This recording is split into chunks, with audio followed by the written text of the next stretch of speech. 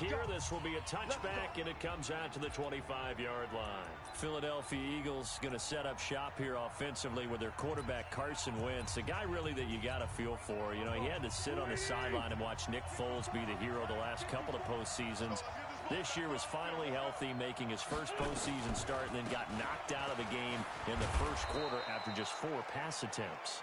So unfortunate, because his #1 goal coming into this season was to be the starting quarterback for his Philadelphia team in all 16 regular season games, and he did that. Then he gets his first playoff start, healthy, able to lead his team at home with a chance to beat Seattle. And as you noted, the ball popped in the air and intercepted. Xavier Woods with a pick. Certainly not how they envisioned ending their opening drive here in the first quarter. Too many ones in this play. First quarter, first drive, first interception throw. And that last one, that hurts. Rush coming, and he's taken down. Don't need it all back at once, but you figure they're going to need something here. 17 yards to go on second down. Only 2 yards on the carry. That's going to set up a 3rd and long, 3rd and 15 to be exact. The Eagles call on the extra defensive back here as they prepare for a stop on 3rd down. On 3rd down, Elliott. Just a 1-yard pickup there, and it'll be 4th down. So opening drive, 3 straight runs, unable to pick up the first. I know the fans want to see first downs, but guess what? The coaches have reasons for what they're doing. Sometimes they've scripted it, and some of these runs, while they haven't been successful now, they may be successful later on. Throwing, Prescott. Nowhere to escape, and he goes down. Malik Jackson, the 6'5" D tackle with a sack. Well, that, my friend, I guess is the definition of a head-scratcher. 4th and long, this stage of the game. What were they doing? I just have to believe that he looked at the situation, still in the first half, decided if there was a time to be aggressive, now was it, because there's still time to make up for it if things don't go right. Of course, a lot of questions on this one, and look, I want to go for it as much as anyone. But 4th and long? Yeah, I don't think I would have there. That one seemed a little bit on the irrational side. Fans might be a little angry at that one. Now he's going to swing this one out to his running back. This will be a short gain of 3 before he's brought down at the 22. They haven't made much of this great starting field position they had. Here's 3rd and 6. Shotgun now for Wentz. And he finds his tight end. It's Ertz. And he'll be stopped short of the first down right around the 18-yard line. He wasn't the primary target, but I think it was almost like a check-down situation, wasn't it? Yeah, hoping he can break some tackles, a big tight end, but he couldn't do it. Yeah, get it to that big frame and hope he can scatter some bodies, unable to get it done. So the drive stalls out inside the 15-yard line, but they do get 3. And I've talked with enough players nowadays that when they have these types of kicks, that no one says to their guy, hey, that's just like making an extra point, piece of cake. Because the extra point is not a piece of cake anymore. But kicking a field goal from that distance, just give him confidence and let him knock it through. Dallas takes over possession.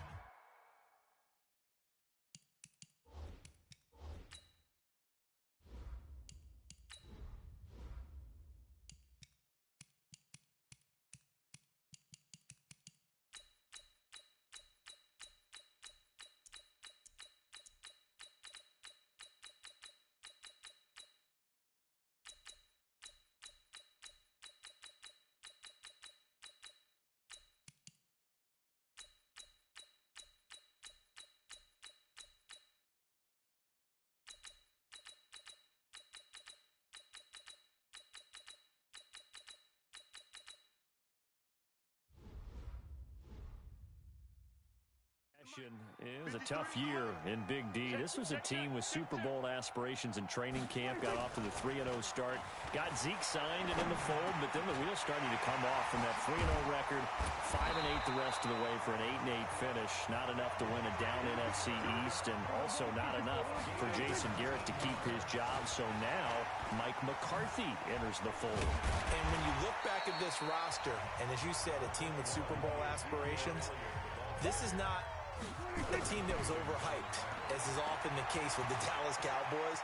That was a legitimate deal in my estimation. That roster was good enough to contend for a Super Bowl.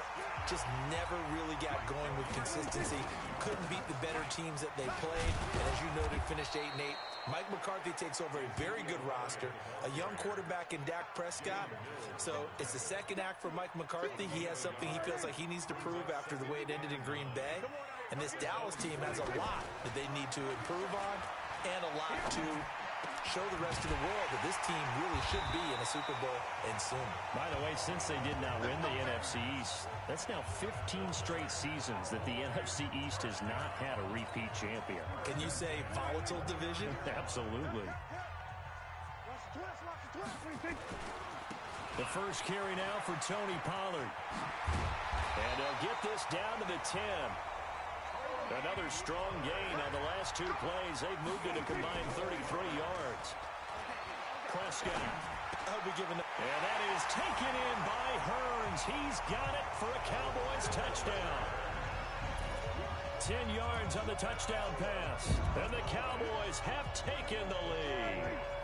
And now Jason Garrett electing for his guys to try for two. Now Prescott. And they're going to get to him. A sack. Sacked back at the 9-yard line. Well, they tried to get two and ended up getting none because the quarterback had nowhere to go with the ball and ends up getting sacked. Nowhere to go at all. Great job, though, defensively. They were ready. That'll be taken in the end zone. And no run back here. This will be a touchback, and it comes out to the 25-yard line. Time for the Eagles to get the football back here. You look at 2019 for Philadelphia. A lot of what-ifs for the squad, really. They went on a nice run, as you noted. Got 4 straight wins. Won the game that they needed to down the stretch over the Cowboys in Week 16 to essentially win the NFC East.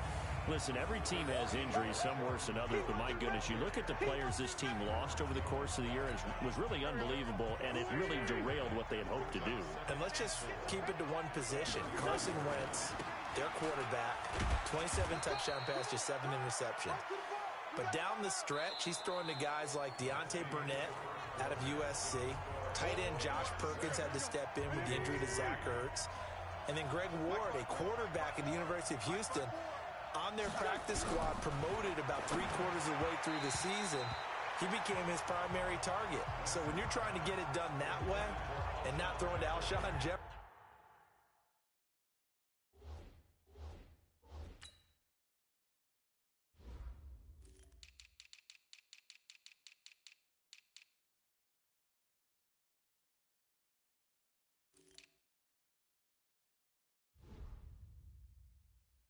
and Deshaun Jackson and Nelson Aguilar, that's tough down the stretch.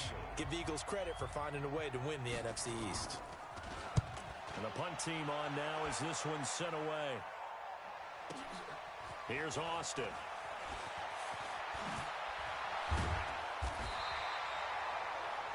Great blocking, nearly sprung him there.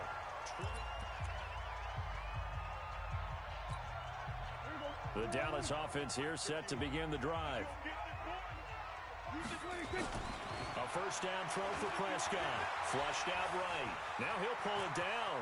He's got a first down and then some at midfield. And finally taken down at the 44-yard line. Able to find a lot of empty space there. Picking up the first down at a 21-yard gain. A first down carry by Elliott. Elliott a first down and more. Oh, the hurdle. And he is into the end zone for a Cowboy touchdown. Ezekiel Elliott, 44 yards. And the Cowboys, they push out in front further. And on that long run, maybe the defense caught napping a little bit. The concentration level may not have been there. I agree with you on that one because those types of plays, when they result like that, they're almost like big bolts of lightning, aren't they? Whoosh, and off he goes. They play fake to Elliott. Now Prescott on the move to his left. And he's going to keep it here. And he is into the end zone to bump the lead up 2 more. And I guess that makes up for the earlier missed 2-point try here to get him to 14. Yeah, that aggressiveness, it reminds me a lot of when basketball first adopted the 3-point shot. And people are starting to realize that 3 for 2 was really starting to work for them. In this case now, maybe the 2 for 1 is coming into play in the NFL. Here's the Philadelphia offensive unit now as they head out to take over possession. It's been very much a slow start for them. 3 drives and just the 3 points, CD. Yeah, if you're into the points per drive ratio, that answer is 1. And that's not going to get it done in a ball game. They've got to find a way to finish these drives in end zones, not having balls go through goalposts. Well, partner, let's put a bow on the Super Bowl for Kansas City. What a comeback win. Yet another come-from-behind victory for Patrick Mahomes and company. An absolute heartbreak for San Francisco. Didn't Madden predict Kansas City would win the game? Yes, 35-31, I believe they predicted. I felt like most of the predictions I saw had the game in the 30s. So a little bit lower scoring than we expected. But a lot of fireworks down the stretch, all by Kansas City. But how about San Francisco? Had the lead in the ball, under 12 minutes to go, and held Kansas City to 10 points through 3 quarters. And somehow they're winging their way back to San Francisco, trying to understand how they lost that game. Yeah, not only did Kansas City win it, but they end up winning it by 11 points. They didn't see that coming at all. Back-to-back stops make it 3rd and 10.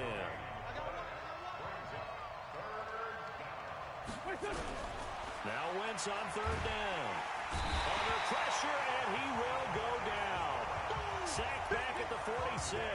Defensive end DeMarcus Lawrence applied the heat. And they weren't in zone coverage. They were in man, and each man did his job.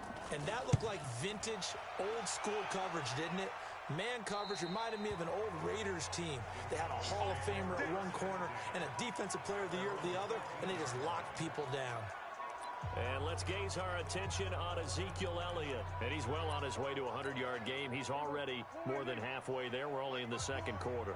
And what I've always loved about running backs is they'll tell you, I had no idea how many yards I had. Right. Those guys have an innate sense of where they are in a ball game and how many yards they've accumulated. And he's into the clear. He's at the 30. 10, 5, touchdown, Cowboys. Michael Gallup taking it in. And the Cowboys, they push out in front further. How about that touchdown, partner? If you blinked, you probably missed it. I looked away for just a second, and they were in the end zone.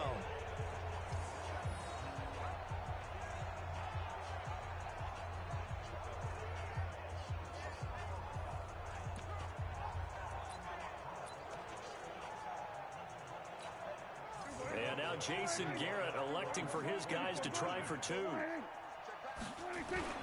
Now it's a bootleg with Prescott. To the end zone, but it's incomplete.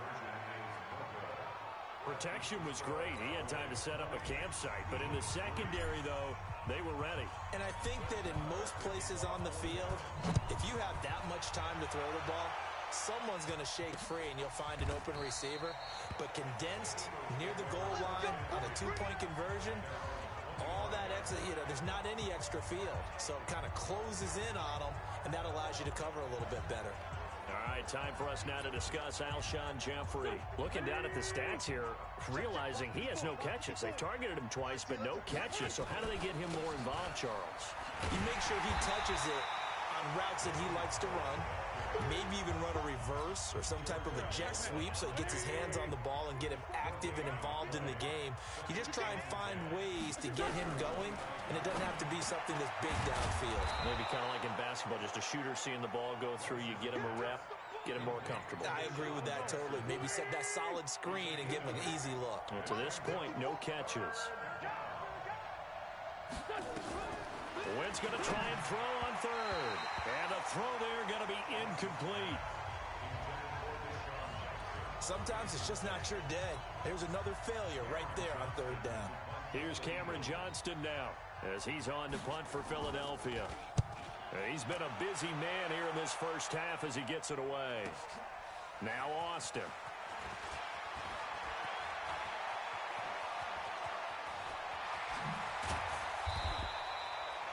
He had his sights on the end zone, no doubt, but is brought down after a huge return there. And the Cowboys will take over the football with a 1st and 10. About set for this next drive by the Cowboys offense. They'll start the drive here with an end around. And across the midfield stripe into Eagle territory. They give him 4 yards there. It'll be 2nd and 6.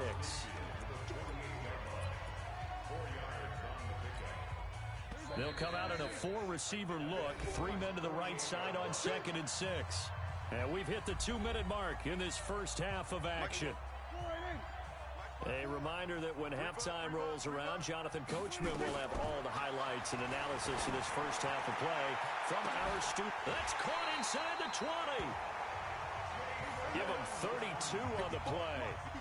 So the big play means just like that, they'll operate from the red zone now on first down. Now Prescott. Looking end zone, but it's incomplete. Amari Cooper, his intended receiver, but it's going to be 2nd down. So now 2nd and 10 after the incompletion on first down. Prescott now. To the end zone, but it's incomplete. Amari Cooper, the intended target, but now it'll be 3rd down. Feels like they're getting caught in between here because they did incompletions on 1st and 2nd down. Now you got to worry a little bit about the clock because you prefer not to give him another shot here. And he is into the end zone for a Cowboy touchdown. 2 first-half touchdown passes.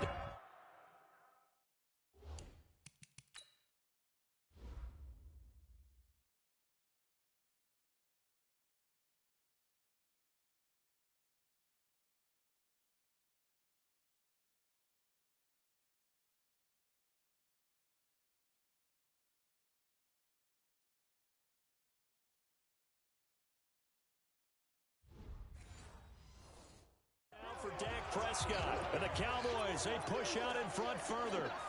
So Dak will bring the Cowboys up to go for the 2-point try. They'll let Elliott try and run it in. And that'll hurt the average a bit as this time they're able to get him behind the line. So unable to throw it in for 2 from the 2. Let me ask you, as a former DB, what changes there around the goal line on a 2-point conversion as far as how you're defending it? You just make sure you never back up and you never retreat. You establish yourself really on the line of scrimmage, put your heels on the goal line at worst. And if they're going to throw the ball, make them throw it over your head because they're going to run out of space because of the back of the end zone. Never let a guy catch one in front of you.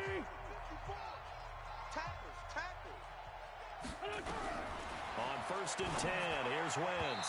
His throw incomplete. He was trying to find Deshaun Jackson that time. That'll bring up 2nd down. With that incompletion, a chance to mention the awards now with the season over. Lamar Jackson, as we speculated, he's the MVP, Coach of the Year. John Harbaugh, Lamar's coach. Michael Thomas, Stephon Gilmore, Offensive and Defensive Players of the Year, Offensive and Defensive Rookies of the Year.